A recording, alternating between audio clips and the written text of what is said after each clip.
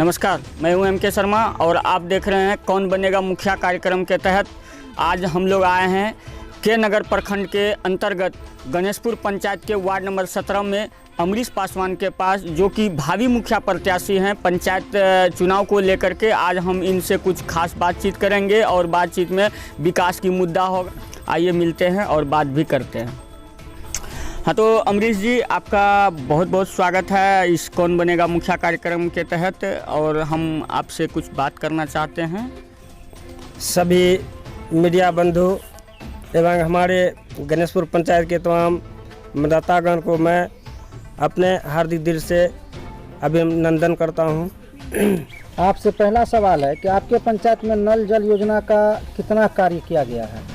हमारे पंचायत में नल जल योजना में भारी धंधली हुआ है, जो कि 4 इंच का पाइप लगना था, सारे के सारे 3 इंच का पाइप लग गया है, और जहां पर उसका खंभा नीम गड़ा गया है वह बीच में होना था, वह इतना दूर में गड़ा गया और बिचौलियों के सहारे से उसके अपने मोनोपोली के स्वार्थ के वजह से इतना दूर में गड़ा गया, जो कि समुचित वार्ड में सही ढंग से उसका जो है कि पानी का जल वहाँ पर चढ़ाव नहीं हो पाएगा।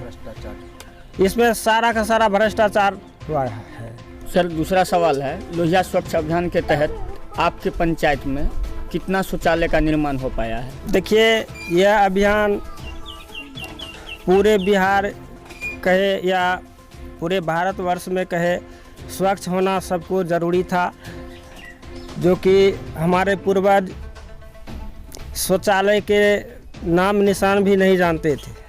सरकार आज हम लोगों को यह योजना से जोड़ा, गरीब से गरीब को योजना से जोड़ने का प्रयास किया, लेकिन हमारे यहाँ बिचौलियों की वजह से 40% स्वच्छ हुए हैं और 60% लोग स्वच्छ होने ही रह गए, उसका पैसा उठ गया और वह पंचायत ODF घोषित हो गया है। रास्ता में आते होंगे कितना गंदगी मिला होगा, सारे के सारे लोग बाहर में खुले में शौच करने के लिए जाते हैं। इसमें किसकी जवाबदेही आप मानते हैं? पंचायत का जो प्रधान होते हैं, मुखिया जी, उन लोगों के सहारे से सब हुआ है ना। सारे के सारे पैसा बिचौलियों के झोली में चले गए। सर, तीसरा सवाल है आपसे, 7 निश्चय योजना के तहत आपके पंचायत में कितना गली नाली का कार्य कराया गया है? देखिए, हमारे यहाँ गली नली योजना का तो नामो निशान नहीं है। सारे रोड पर पानी जल जमाव, आप अभी आए होंगे या हमारे यहाँ पब्लिक भी कुछ मौजूद है। देखिए, पानी का जो भी हम लोग यहाँ से बाज़ार तक पहुँचते हैं कीचड़ में जाते हैं। नल जल योजना का साफ धज्जी उड़ा दिया है यहाँ के बिचौलियों ने, यहाँ के घुसखोरियों ने, यहाँ के दलालों ने। सर, आपका चौथा सवाल है कि मनरेगा योजना के तहत क्या क्या कार्य हुआ है आपके पंचायत में? क्या पोखर खोदाई किया गया है, एक भी या साफ सफाई? देखिए, आप ये बात बोल रहे हैं, हमारे यहाँ तो सबका चर्चा कहीं नहीं है। आप जानते भी नहीं? हम लोग कुछ नहीं जानते हैं कि कहीं हुआ है कि नहीं हुआ है। जहाँ तहाँ पोखर है तो जैसा का तैसा पड़ा हुआ है। आपके पंचायत में कहीं पर किसी किसान के पास आप देखे हैं कि पशु शेड बना के दिया गया है? ऐसा तो कहीं नहीं देखे हैं हम लोग, नहीं बना, कहीं नहीं। आपका ये वार्ड में कितना आबादी है? हमारे यहाँ वार्ड संख्या 17 में लगभग 700 के अभाव में आबादी है। वहाँ एक भी नहीं बना? कहीं नहीं बना है। आपके पंचायत में वृद्धा पेंशन की क्या स्थिति है? देखिए, मैं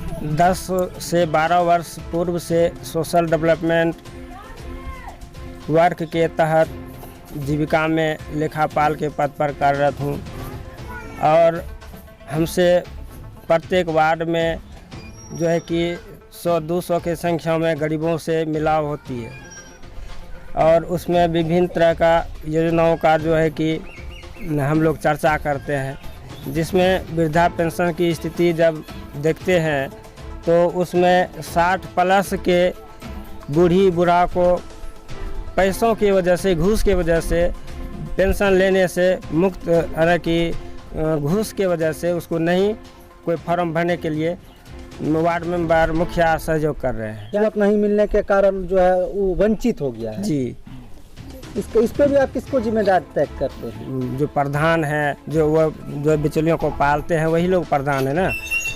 सर आपसे छठा सवाल है कि आप भावी मुखिया प्रत्याशी हैं, आपके पंचायत में सुधार की आवश्यकता है, तो जिससे पंचायत की स्थिति में बदलाव हो जाए, ऐसा आप क्या करेंगे? देखिए सर, मेरा सोच है कि हमारे पंचायत में बिहार सरकार का जो भी योजना है, मैं उसे रूबरू गरीब को उसे आमना सामना करा दूं, उसमें बिचौलियों का कोई बीच में टच नहीं हो। बिचौलियों को आप हटाएंगे? जी। आप पंचायत में पारदर्शिता लाने का काम जी। आप पंचायत में जो जाएंगे तो क्या मुद्दा आपका रहेगा जो जनता जो है पंचायत की आप पर विश्वास करे और आपको आशीर्वाद दे और आपको विजय करे? आखिर आपका मुद्दा क्या रहेगा? वर्तमान के मुखिया जी के द्वारा जो हमारे जनता में यानी कि वादा करके जीत हासिल किए थे, उन्होंने जो धोखा किया है, मैं उनको अपने वर्क के सहारे से पूरा करने का काम करेंगे। यही मेरा वादा है। आठवां पंचायत में क्या ऐसी समस्या है, मुख्य समस्या, जो आपको लगता है कि वो समस्या सबसे विकराल है, उसको सुधारने की जरूरत है, उससे जनता ज़्यादा त्रस्त है? कोई ऐसी समस्या जो आपको पंचायत में लगता हो सबसे अधिक है? जी, दलाली और घुसखोरी। नल बनाया गया है? कहीं नहीं नल नहीं। जल जमाव की स्थिति से जैसा का तैसा बरकरार है, चारों तरफ हाहाकार है। जी। बारिश होती है तो क्या होता है?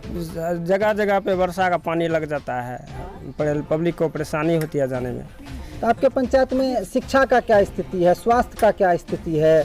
आपके पंचायत में युवाओं के लिए जो पलायन कर रहा है उसके लिए क्या किया गया है? ऐसा ये सब तो समस्या है। हमारे यहाँ युवा पढ़ लिख के ऐसे हाथ पे हाथ धर के बैठे रहते हैं, उसके लिए कोई सोच समझ करने वाला कोई नहीं है। जो योजना सरकार की होगी वो लाभान्वित करें। जी।